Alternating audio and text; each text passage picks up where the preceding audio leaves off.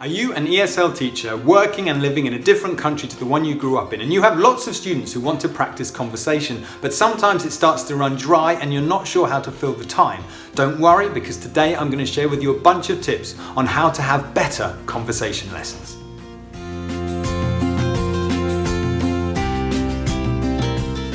Ahoy from Prague, I'm Colto, that's Jojin, and I've been living and working here in the capital of the Czech Republic as an English teacher for the last 5 years. And because I'm a native speaker, I'm often given students of a slightly higher level who simply want to practice speaking and have conversation practice. I have quite a big waiting list of private students, and I think a big part of it is because I think I've really mastered the art of the good conversation practice lesson, and today I'm going to share with you a bunch of tips that will hopefully help you have the same kind of lessons. So the first and most important thing to do when you start teaching a new student who wants speaking practice and conversation-based lessons is to establish what their passion is. Because this is what's going to give you the most currency conversation-wise, because people never tire about talking about what they love. My second tip is that if you see your students' eyes light up at a particular moment when they are speaking about something, go in for the kill. So for example, in the first 1 or 2 minutes of the lesson, if your student suddenly says, "Oh, I saw this amazing film at the weekend," there you go, you've got your next 20 or 25 minutes of conversation done. You just need to ask them to explain the whole film, what they liked about it, what they didn't like about it, which actors and directors were involved in the film, have they seen any other work by these people, and where did they see the film, what did they do before and afterwards. My third tip is to always ask open-ended questions, so questions that begin with how and why. Anything you can do that can make the conversation a little bit deeper and a little bit more thoughtful, and that can elicit the most thoughtful responses,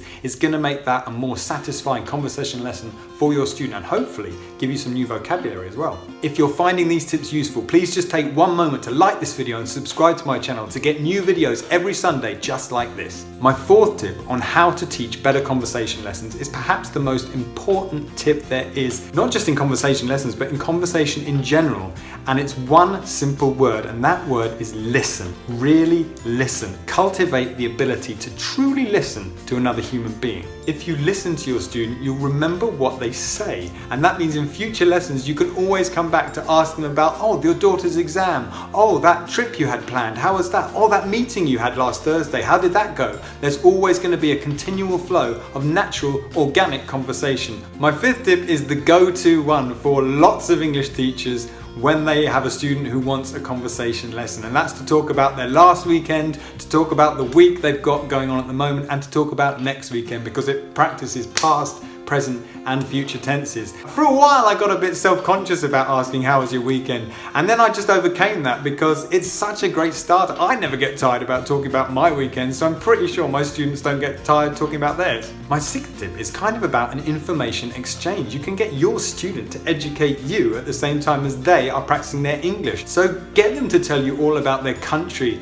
their history, their culture, their sport, their politics, because you're going to learn this stuff and you can take that information to other students and discuss it with them as well. Here in the Czech Republic, Czech people are very proud of their fantastic history and culture, and they love to tell me about these things. My seventh tip on how to have better conversation lessons is to learn to notice the difference between when a student's pausing to think and when they've actually finished what they want to say. And there's one little way you can notice this. If they're pausing, they'll often sort of look into space as they prepare what they're going to say.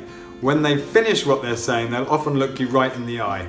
My eighth tip is about having good conversation classes with a group class. Now, this is very different than a one-to-one lesson. I've put a link in the description below to an online resource which is basically about 1,000 different conversation topics.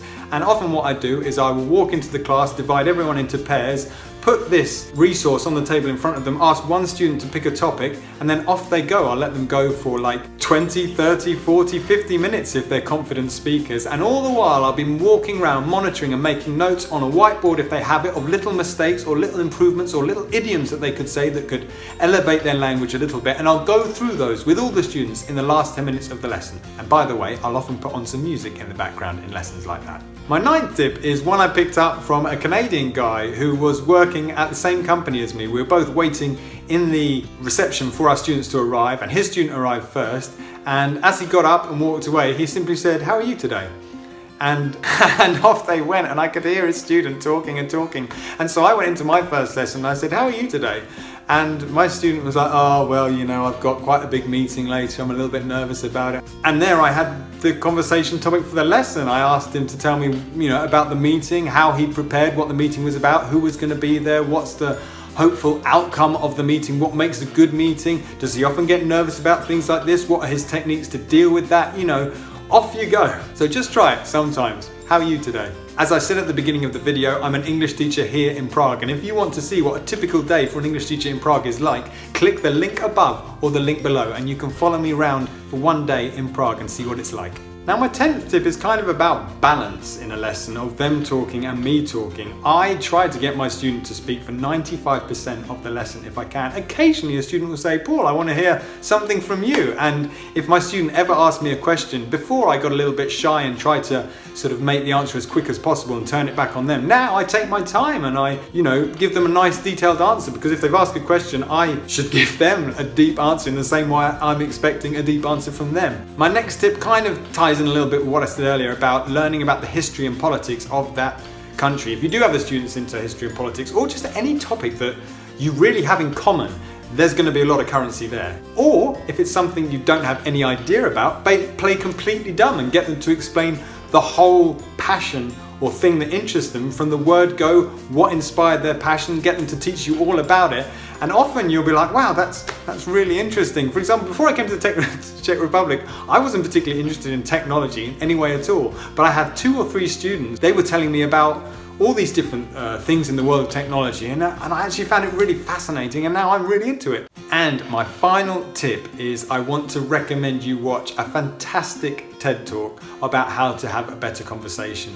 And there are so many principles in that video that you can apply to your lessons, and it's a beautiful video as well, and there's a link to it in the description below. So to sum everything up, the key thing is that 4th point I made about listening and cultivating a genuine ability to really listen to your student. You will start to love listening and you'll become really, really good at it. I know your student is there to practice their English, but if they really feel they've been heard as well, it just elevates your lessons considerably.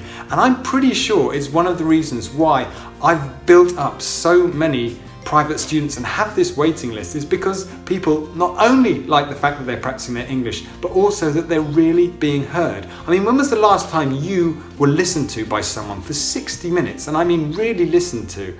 It's an incredible feeling. So if you can cultivate this ability to listen, your lessons will become beautiful, because your students will talk about what they love and find beautiful in life, and that really starts to inspire you to go away from that lesson and immerse yourself in the things that you love and find beautiful in life as well. Everybody wins.